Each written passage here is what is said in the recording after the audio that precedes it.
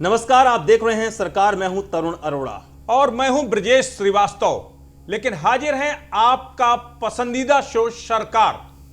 आज सरकार में हम आपको दिखाएंगे सबसे एक्सक्लूसिव स्टोरी, सत्ता के गलियारे से लेकर नौकरशाही के अंदर खाने तक की हर खबर। तो सबसे पहले नजर डालते हैं सरकार की टॉप 5 कवर स्टोरीज पर। सरकार में आज सबसे पहले बात होगी अपना दल की सांसद अनुप्रिया पटेल की, जिनको वेब सीरीज मिर्जापुर से सख्त आपत्ति है। यह आपत्ति क्यों है और क्यों खिंच गई है तलवार, दिखाएंगे आपको सरकार में एक्सक्लूसिव। सरकार में दूसरी हमारी बड़ी स्टोरी होगी माफिया पर, जो आजकल खौफ के साए में जी रहे हैं। अब किन किन माफियाओं के अवैध निर्माण पर चला है पीला पंजा और कौन सा माफिया नहीं आना चाहता यूपी, दिखाएंगे आपको सरकार में। सरकार में तीसरी खबर, संस्कृत भाषा को नया मान और सम्मान मिलने जा रहा है। जी हां, योगी सरकार राज्य में संस्कृत शिक्षा की दिशा सुधारने के लिए संस्कृत निदेशालय बनाएगी। इसमें क्या कुछ खास होगा, दिखाएंगे आपको सरकार में। सीएम योगी का ड्रीम प्रोजेक्ट गंगा एक्सप्रेस के लिए फंड की मुश्किल आ रही है। अब गंगा एक्सप्रेसवे के लिए PPP मॉडल पर निवेशकों से मांगे जाएंगे प्रस्ताव। कैसे बनेगा गंगा एक्सप्रेसवे, दिखाएंगे आपको सरकार में। सरकार में पांचवी स्टोरी होगी, यूपी को मेडिकल उपकरण का हब बनाएंगे सीएम योगी। देश और प्रदेश के लोगों को सस्ती और अच्छी क्वालिटी की दवाएं उपलब्ध कराने के लिए सीएम योगी ने कमर कस ली है। लेकिन कैसे बनेगा यूपी मेडिकल उपकरणों का हब, दिखाएंगे आपको सिर्फ और सिर्फ सरकार में। तो आज ये 5 खबरें हमारे सरकार शो की मेन रहेंगी, जिसमें मिर्जापुर वेब सीरीज की दूसरे सीजन में तलवारें खिंच गई हैं। दूसरी बिल्कुल अगली खबर है खौफ में माफिया। किस तरीके से पीले पंजे से खौफ में आ चुके हैं माफिया। योगी राज में संस्कृत के अच्छे दिन आने वाले हैं। और यूपी में कैसे बनने जा रहा है यूपी अब मेडिकल उपकरणों का हब, और इसके साथ ही कैसे बनेगा गंगा एक्सप्रेसवे PPP मॉडल के जरिए।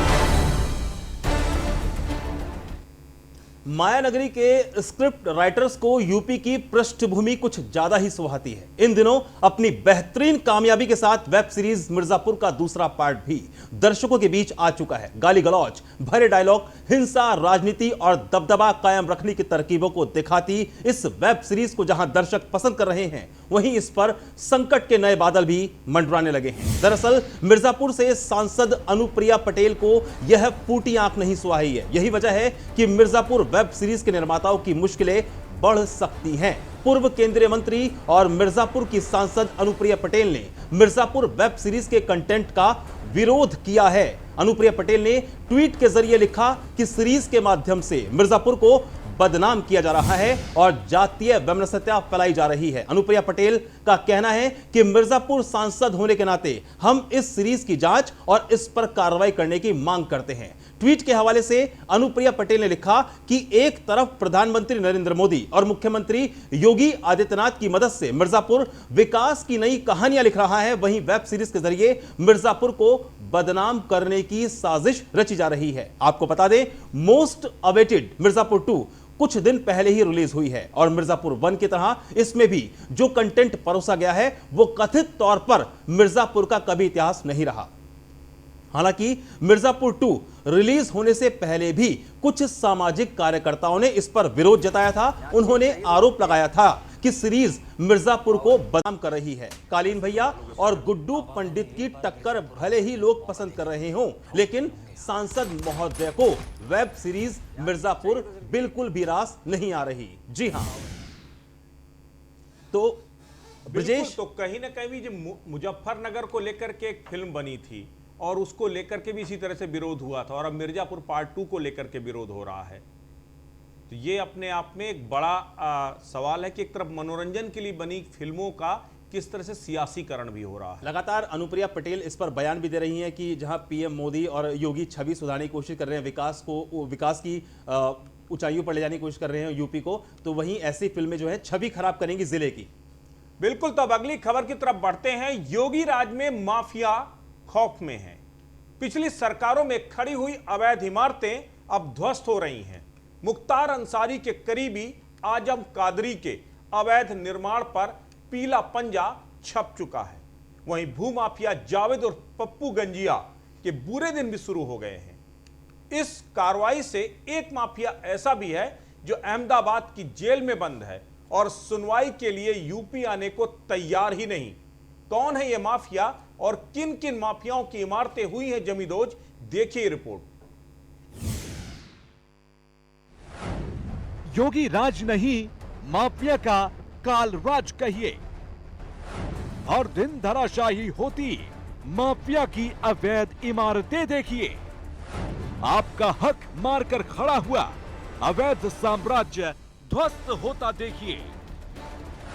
योगी सरकार में माफियाओं को हर दिन खौफ के साए में जीता देखिए। योगी राज में हर दिन इंसाफ होते देखिए।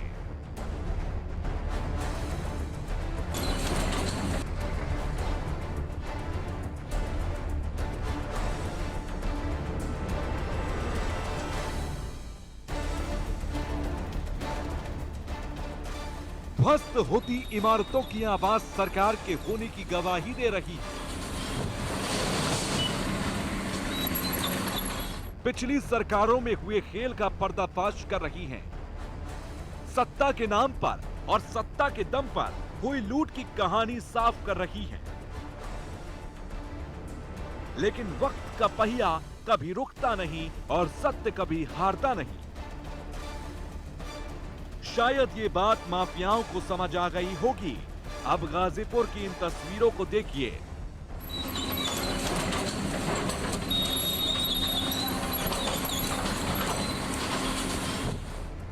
मुख्तार अंसारी के करीबी आजम कादरी के अवैध निर्माण पर पीला पंजा छप चुका है। गंगा किनारे आजम कादरी के शम्मे हुसैनी अस्पताल और कॉम्प्लेक्स पर योगी सरकार का बुलडोजर चला। आजम कादरी की अवैध इमारत ध्वस्त हो चुकी है। योगी सरकार के बुलडोजर के साथ साथ मुख्तार अंसारी के करीबी आजम कादरी की 25 करोड़ की संपत्ति जब्त हुई है। यूपी में मुख्तार अंसारी के गुर्गों की सांस फूल रही है। वैसे सांस तो प्रयागराज में भूमाफिया जावेद और पप्पू गंजिया की भी फूल रही है। भूमाफिया जावेद का अवैध निर्माण भी सरकार के निशाने पर है। नैनी के आलीशान फार्म हाउस पर सरकारी बुलडोजर चला। 3 मंजिला निर्माण बिना नक्शा पास कराए किया गया था। नैनी के नए पुल के पीछे बने इस फार्म हाउस की कीमत करोड़ों में है। कुछ दिन पहले ही पप्पू गंजिया पर रंगदारी का केस दर्ज हुआ था। भूमाफिया जावेद पर कई लोगों की जमीन पर अवैध कब्जा करने का आरोप लगा। भूमाफिया जावेद ने सोचा जैसे पिछली सरकारों में हुआ वैसा ही अब होगा, लेकिन साहब के होश ठिकाने लग चुके हैं। अवैध निर्माण अब टूटकर मिट्टी में मिल चुका है। यूपी में माफियाओं के अवैध निर्माणों पर बुलडोजर चल रहा है। मुख्तार अंसारी के करीबी आजम कादरी के अवैध निर्माण पर पीला पंजा छप चुका है। वहीं माफिया जावेद के अवैध निर्माणों पर भी बुलडोजर चल रहा है, जिस पर अब सियासत शुरू हो गई है। हकीकत तो ये है कि सरकार का माफियाओं में खौफ बोल रहा है। योगी सरकार के एक्शन के बाद हर माफिया खौफ के साए में जी रहा है। आलम यह है कि माफिया अतीक अहमद यूपी में आने को तैयार नहीं है। अहमदाबाद की जेल में बंद अतीक को यूपी आने पर गाड़ी पलटने के सपने आ रहे हैं। यही वजह है कि अतीक अहमद ने न्यायालय से वीडियो कॉन्फ्रेंसिंग की अपील की है। न्यायालय से गुहार लगाते हुए अतीक अहमद ने अपनी बीमारियों का हवाला दिया, लेकिन सच तो यह है कि क्या बाहुबली पूर्व सांसद अतीक अहमद को उत्तर प्रदेश में अपनी हत्या का डर सता रहा है? जी हां, आपको बताते चलें कि अहमद ने अपने ऊपर चल रहे सभी आपराधिक मामलों की सुनवाई वीडियो कॉन्फ्रेंसिंग से कराए जाने की मांग की है। अतीक ने अर्जी में अहमदाबाद से प्रयागराज के बीच 1450 किलोमीटर की दूरी का हवाला देते हुए स्पेशल कोर्ट में चल रहे मुकदमों में वीडियो कॉन्फ्रेंसिंग के जरिए सुनवाई की मांग की है। सरकार के एक्शन का असर दिख रहा है। यूपी से लेकर अन्य राज्यों की जेल में माफिया योगी नाम से खौफ खा रहे हैं। विपक्ष भले ही ध्वस्तीकरण की कार्रवाई पर सवाल उठाए, लेकिन जनता की ताली सरकार के हौसलों को मजबूत कर रही है। Bureau report, news 1 India.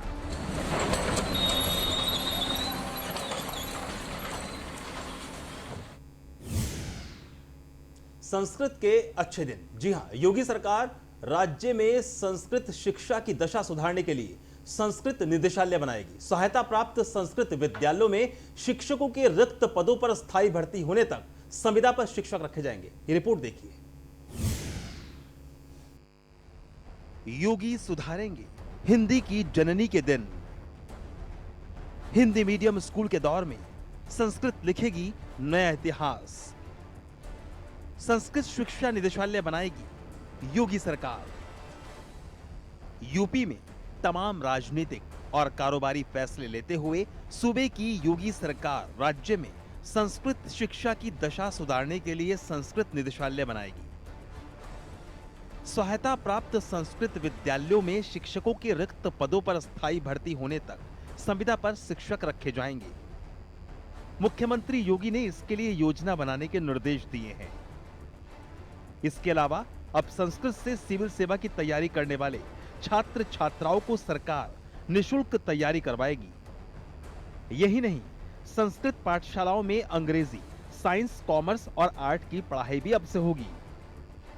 Sanskrit भाषा के विस्तार और विकास के लिए मुख्यमंत्री योगी ने इस दिशा में तेजी से कार्य करने के निर्देश अफसरों को दे दिए हैं। योगी सरकार में हिंदी मीडियम स्कूल के दौर पर संस्कृत भाषा अपनी एक नई पहचान बनाने को तैयार है। आपको बता दें, यूपी में संस्कृत भाषा के लिए 2 राज्य के विद्यालय और 973 सहायता प्राप्त विद्यालय हैं, जिनका संचालन माध्यमिक शिक्षा निदेशालय करता है, जबकि दूसरे राज्यों में संस्कृत शिक्षा के लिए अलग से निदेशालय है। बीते दिनों मुख्यमंत्री ने प्रदेश में संस्कृत शिक्षा की समीक्षा की, तो उनके सामने संस्कृत निदेशालय के गठन को लेकर चर्चा हुई। इसमें संस्कृत भाषा को बढ़ावा देने के लिए प्रचार प्रसार और अलग से निदेशालय बनाने पर जोर दिया गया। मुख्यमंत्री योगी ने इसको लेकर योजना तैयार करने को कहा था। इस बैठक में संस्कृत शिक्षा के लिए नए विद्यालयों को मान्यता देने की प्रक्रिया को आसान बनाने पर भी विचार किया गया और संस्कृत विद्यालयों में शिक्षकों के रिक्त पद भरने के लिए भी चर्चा की गई। इस दौरान मुख्यमंत्री को बताया गया था कि राज्य में संस्कृत विद्यालयों में शिक्षा के लगभग 50% पद खाली हैं। संस्कृत विद्यालयों में प्राचार्य और सहायक शिक्षकों के कितने पद खाली हैं, इसका ब्यौरा भी बैठक में रखा गया था। यूपी में सहायता प्राप्त संस्कृत विद्यालयों में प्राचार्य के 973 में से 604 पद और सहायक अध्यापकों के 3974 में से 2054 पद खाली हैं। इस तरह कुल 4947 पदों में से 2658 पद खाली हैं। मुख्यमंत्री ने इन पदों पर स्थायी भर्ती होने तक संविदा के आधार पर भर्ती के निर्देश दिए हैं। संस्कृत शिक्षा परिषद 1200 से अधिक पदों पर भर्ती के लिए माध्यमिक शिक्षा सेवा चयन बोर्ड को अधियाचन भेजा गया है। सूबे के माध्यमिक शिक्षा निदेशक विनय कुमार पांडे के अनुसार शैक्षिक सत्र 2019-20 में संस्कृत पढ़ने वाले 99,077 विद्यार्थी थे। शैक्षिक सत्र 2019-20 में संस्कृत विद्यालयों में कुल 99,077 विद्यार्थी अध्ययनरत थे। अब इनकी संख्या में इजाफा हो रहा है क्योंकि बीते 3 वर्षों में संस्कृत शिक्षा के विस्तार को लेकर कई फैसले किए गए हैं, जिसके तहत माध्यमिक संस्कृत शिक्षा परिषद का गठन किया गया। उत्तर प्रदेश के छात्रों के लिए खुशखबरी। आपको बता दें, उत्तर प्रदेश संस्कृत संस्थान के द्वारा वैकल्पिक विषय संस्कृत को लेने वाले छात्रों के लिए फ्री कोचिंग की सुविधा उपलब्ध करवा रही है। इसके साथ साथ छात्रों को 10 माह की छात्रवृत्ति भी मुफ्त दी जाएगी। संस्कृत के साथ साथ अन्य अध्ययनों पर पढ़ाई करने वाले छात्रों को विशेषज्ञ द्वारा मार्गदर्शन भी दिया जाएगा। मुख्यमंत्री योगी के निर्देश पर संस्कृत शिक्षा का अलग निदेशालय खोलने का प्रस्ताव भी तैयार हो रहा है और संस्कृत विद्यालयों में रिक्त पदों पर मानदेय के आधार पर शिक्षकों की तैनाती भी जल्द ही की जाएगी। कुल मिलाकर कहा जाए तो योगी राज में संस्कृत नया इतिहास लिखने को तैयार है। लखनऊ से राजेंद्र कुमार की report, news 1 India. Uttar Pradesh के सबसे बड़े एक्सप्रेसवे गंगा एक्सप्रेसवे के निर्माण के लिए अब PPP मॉडल पर निवेशकों से प्रस्ताव मांगे जाएंगे। मेरठ से प्रयागराज तक बनने वाले करीब 594 किलोमीटर लंबे इस एक्सप्रेसवे के लिए कोरोना संकट के दौरान धन जुटाने में आ रही दिक्कतों के चलते सरकार अब यह फैसला लेने को मजबूर हो रही है, जिसके चलते अब गंगा एक्सप्रेसवे परियोजना के वित्तीय पोषण हेतु संभावनाएं तलाश करने के लिए PPP मॉडल पर निवेशकों से रुचि की अभिव्यक्ति यानी EOI आमंत्रित करने की प्रक्रिया का ड्राफ्ट तैयार कराया गया है, जिसे जल्द ही कैबिनेट में सामने लाया जाएगा। यूपी के औद्योगिक विकास मंत्री सतीश महाना के सामने यूपीडा के CEO अवनीश अवस्थी ने एक प्रेजेंटेशन देते हुए बताया कि गंगा एक्सप्रेसवे परियोजना का जिलेवार अलाइनमेंट, परियोजना और अनुमानित लागत को कैबिनेट से पास कराया जाएगा। परियोजना के लिए धन जुटाने के लिए PPP मॉडल पर निवेशकों से प्रस्ताव मांगे जाएंगे और इसके लिए प्रक्रिया का ड्राफ्ट कैबिनेट से मंजूर कराया जाएगा। गंगा एक्सप्रेसवे परियोजना के वित्त पोषण के लिए विदेशी निवेश की संभावनाएं तलाश करने के लिए प्रस्तावित प्रक्रिया पर सैद्धांतिक अनुमोदन प्राप्त करने की कार्रवाई भी की जा रही है। यूपीडा के तकनीकी सलाहकार, वित्तीय सलाहकार, स्टाम्प ड्यूटी माफ करने और विदेशी निवेश की संभावनाओं को तलाशने के लिए भी उच्च स्तरीय मंजूरी ली जाएगी।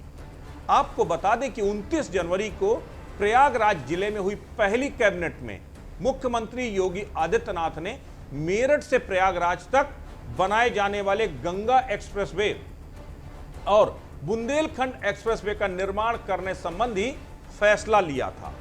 गंगा एक्सप्रेसवे को मुख्यमंत्री का ड्रीम प्रोजेक्ट माना गया और यूपीडा के अफसरों ने इस प्रोजेक्ट को जमीन पर उतारने के लिए जोर शोर से कार्य योजना बनाकर कार्य भी शुरू कर दिए, जिसके तहत यह तय किया गया था कि इस वर्ष उक्त एक्सप्रेसवे के निर्माण का कार्य हर हालत में शुरू कर दिया जाएगा।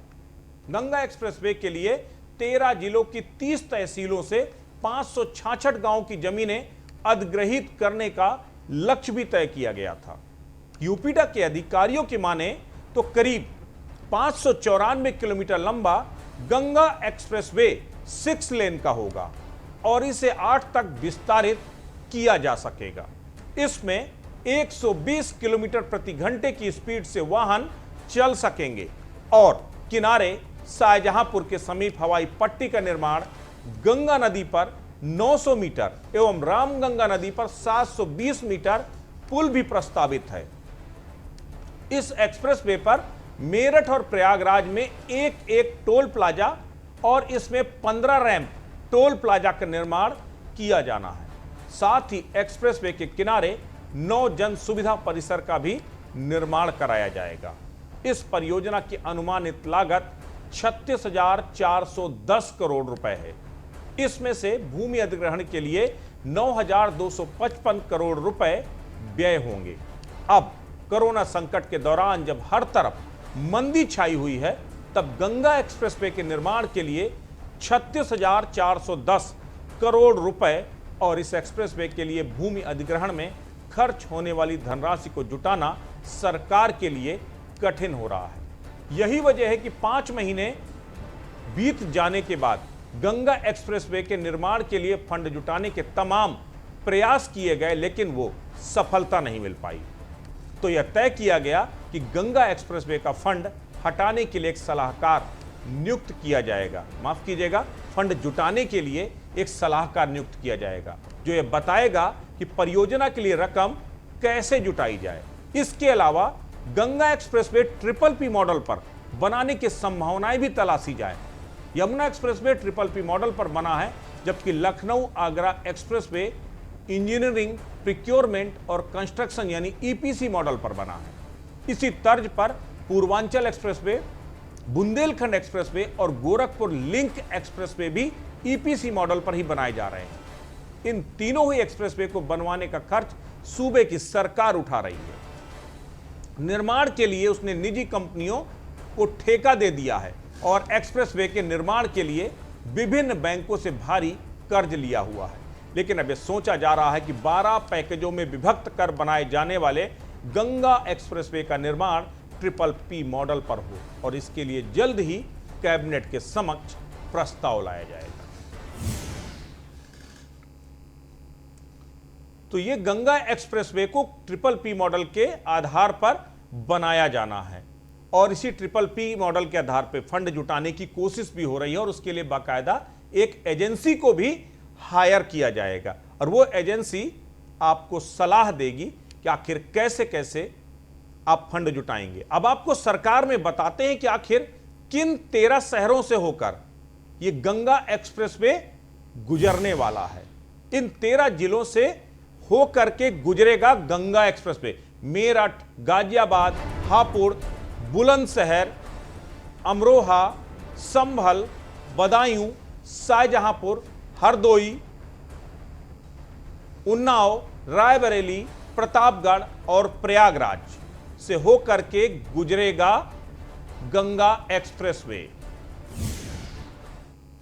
यूपी को मेडिकल उपकरणों का हब बनाएंगे सीएम योगी। जी हां, करीब 5 वर्षों पूर्व एसोचैम ने Indian medical devices industry the way ahead report जारी की। इस रिपोर्ट में दावा किया गया था कि मेडिकल उपकरण मैन्युफैक्चरिंग के क्षेत्र में यूपी अगले 5 वर्षों में एक बड़ा हब बन सकता है। एसोचैम के इस अध्ययन को अब यूपी के मुख्यमंत्री योगी आदित्यनाथ जमीन पर उतारने में जुट गए हैं। मुख्यमंत्री की मंशा है कि देश और प्रदेश के लोगों को सस्ती और अच्छी क्वालिटी की दवाएं उपलब्ध कराने में यूपी की अहम भूमिका हो। मुख्यमंत्री की सोच को मूर्त रूप देने के लिए अब यूपी को मेडिकल उपकरणों का हब बनाने की दिशा में कदम बढ़ा दिया गया है। यूपी के ललितपुर में बल्क ड्रग पार्क विकसित करने की तैयारी की गई है। इसी के साथ यमुना एक्सप्रेसवे इंडस्ट्रियल विकास प्राधिकरण के सेक्टर 28 में फार्मा डिवाइस पार्क बनाने का प्रस्ताव तैयार किया गया है। जल्दी ही इस प्रस्ताव को केंद्र सरकार की मंजूरी के लिए भेजा जाएगा। राज्य सरकार की योजना इस पार्क को 350 एकड़ में विकसित करने की है। इस पार्क में प्रदेश में करीब 5250 करोड़ रुपए का निवेश आने के साथ हजारों लोगों को रोजगार मिलने की संभावना है। जी हां, हजारों लोगों को रोजगार।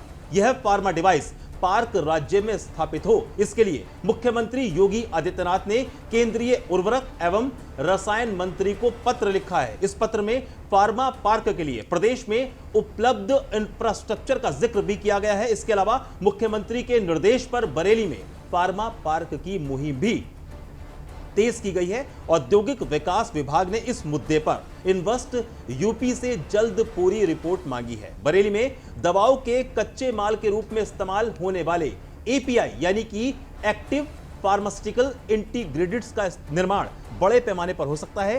केंद्रीय मंत्री संतोष गंगवार ने इस संबंध में यूपी सरकार को आवश्यक कार्रवाई का अनुरोध किया है। संतोष गंगवार ने मुख्यमंत्री योगी आदित्यनाथ को इस संबंध में एक पत्र भी लिखा है।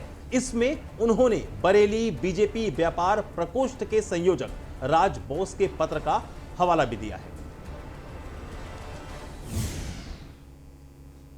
मुख्यमंत्री सचिवालय के अफसरों की माने तो वर्तमान में सरकार का ध्यान ललितपुर में बल्क ड्रग पार्क और नोएडा में फार्मा डिवाइस पार्क पर लगा है और इसके लिए युद्ध स्तर पर प्रयास किए जा रहे हैं।